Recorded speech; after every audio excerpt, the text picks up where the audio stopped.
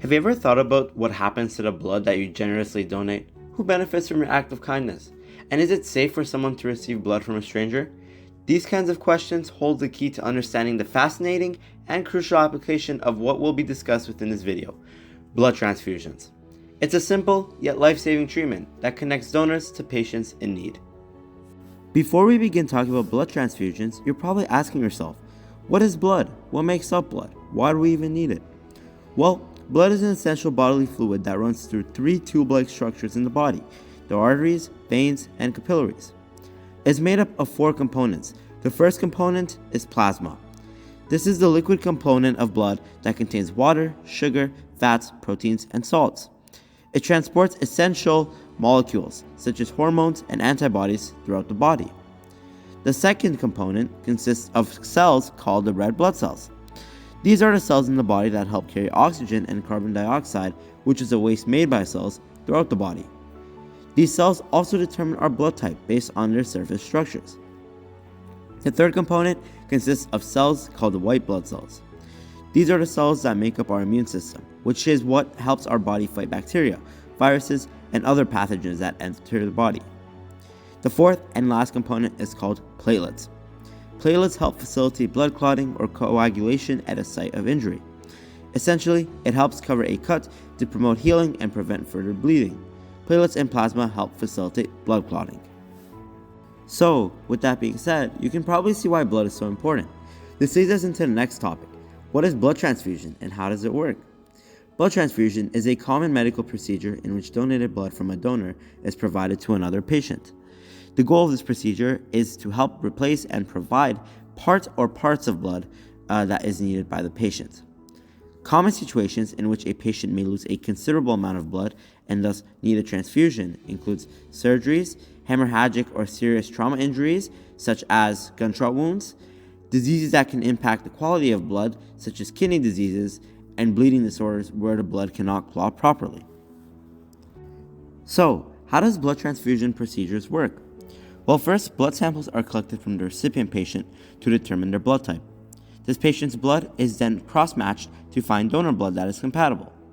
Second, the compatible donor blood is retrieved in units, which depends on how much blood is being transfused from a blood bank.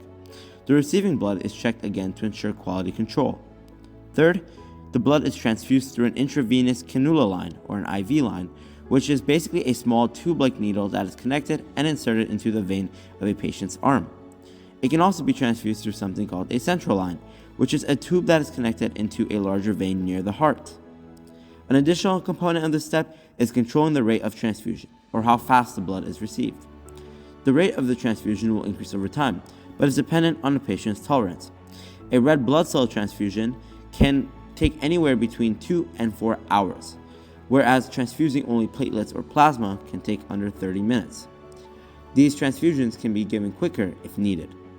The fourth and last step involves monitoring the patient during and after blood transfusion. This is to look for signs of adverse reactions from the blood transfusion, such as a fever or rash. Our expert with us today is Dr. Michelle Zeller, an associate professor and clinical hematologist at McMaster University. She is also the program director for the Transfusion Medicine Area of Focused Competence Diploma Program at McMaster and a medical officer at Canadian Blood Services. Recently, Dr. Zeller and her colleagues pushed out a research paper on developing the narrative for obtaining informed consent for blood transfusions.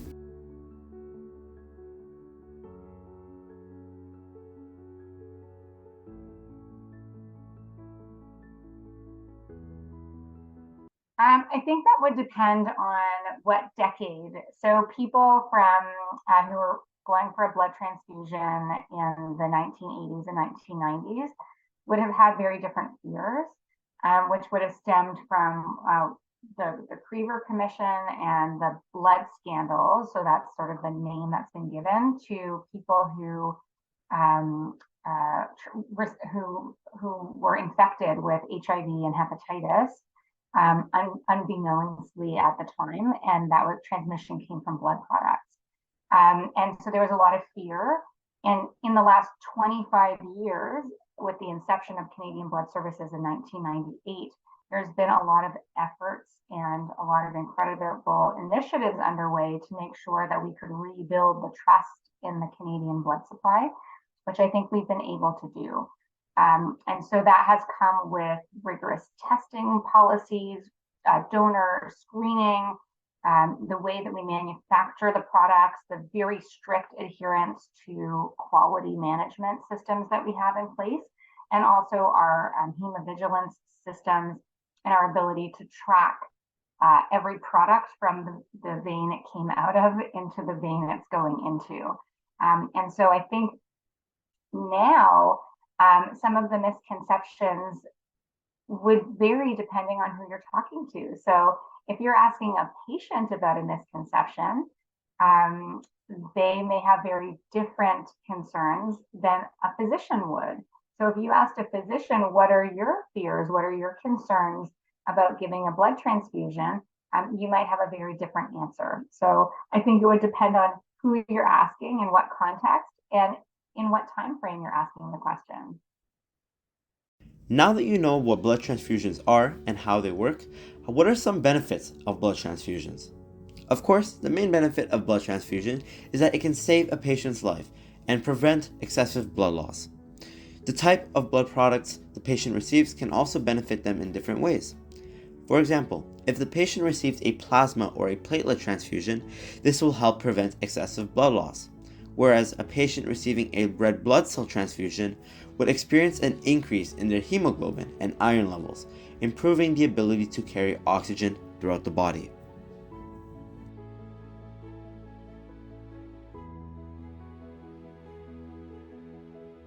So the most common thing that could happen from getting a transfusion would be a fever. So just getting a fever with nothing else, just a fever because you're reacting to some of the things in a product that was collected from another person. Another of there's a few that I like to list as being more common. So one is, it's got a long word, it's a long name. It's called transfusion associated circulatory overload, but the short form is TACO. And I should also say that the short form for bacterial contamination is bacon. So we really like our food sounds to come out in our transfusion reactions. TACO is when you give volume, too much volume too fast to somebody and cause fluid to build up, for example, in the lungs. And so people can get this circulatory overload because for example, blood has a very high hematocrit or concentration compared to what is inside an anemic person, a person who doesn't have enough blood. And when you pour this big bag of blood, you suck fluid into circulatory spaces which can't accommodate the fluid, and people can become short of breath and need to have some of the fluid removed. And it can be quite a severe reaction. We see that most often with people who are predisposed to heart failure, people who are older, people who are very, very young. And so there's different things that we can do to what's called mitigate the risk or decrease the risk. And that's first identifying who's at risk, giving a transfusion slowly. So a bag of blood can be out of the fridge for 4 hours. So you could transfuse over 3 hours or 3.5 hours. And we can even pre-treat patients with blood, an intravenous that will make them pee out some of the excess fluid during the transfusion. It's called a diuretic or a diuresis to get out some of that fluid. So that's a common one, the fever. And then an allergic reaction is, we see that pretty commonly, that someone might get hives, a little bit of itchiness from, we see that with platelet reactions sometimes. And a very severe allergic reaction is going to be a lot less. So something like an anaphylactic reaction where someone gets swollen, their blood pressure drops, they can't breathe, that would be a lot less frequent. There's other lung involved reactions. There's one called TRALI, transfusion related acute lung injury, or TRALI. And that's where the lungs they get really upset because of something in the transfusion and something in the patient. And people can't breathe, and often they need to be intubated. And it's something that will pass if we can support people through it in about 24 hours. So that's something we're always looking for. And then there's other risks. So something called hemolysis. If we were to give somebody the wrong blood, we could risk someone destroying the blood, because if your body has pre-existing antibodies to something that's sticking off of the red cell of the blood we just gave you, we risk destruction, and that can actually be very severe and cause a very severe reaction. And so that's why it's so important to identify patients and make sure you have the right patient, and that we have the right sample in the lab, and that we pick the right bag to transfuse into that person. So now let's summarize and expand upon the excellent information regarding common risks and complications that was given by Dr. Zeller. With Canada having one of the safest blood supplies, it is uncommon for blood transfusions to result in complications. However, they are not completely eliminated.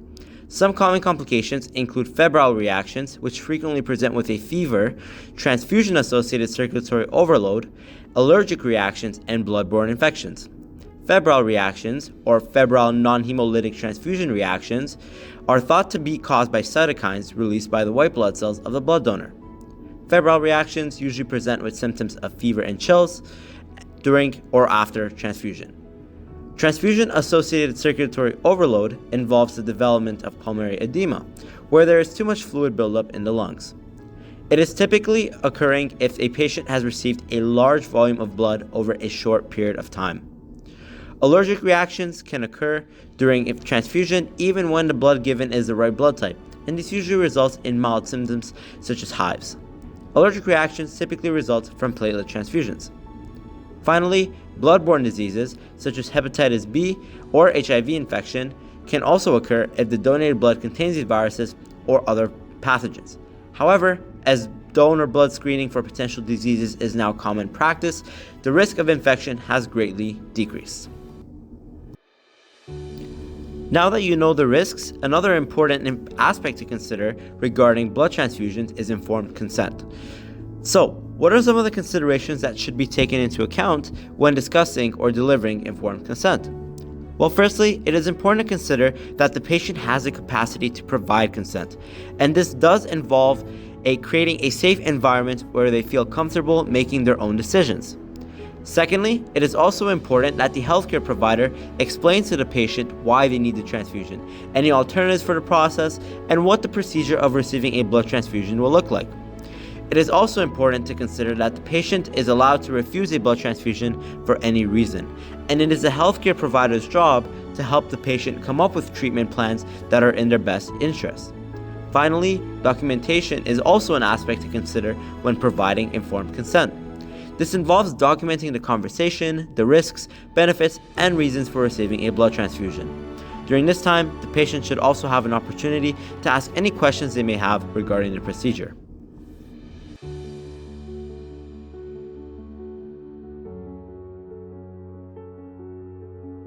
In conclusion, it is clear that blood transfusion has an essential role in healthcare. Understanding the benefits and harms associated with the topic is not only essential to clearing misconceptions, but also important in a world where blood transfusions are necessary and inseparable to the lives of some individuals. A special thank you goes out to Dr. Michelle Zeller for providing her expertise on the topic of blood transfusions and reviewing our video. Finally, thank you to the Demystifying Research course and YouTube channel, and thank you for watching.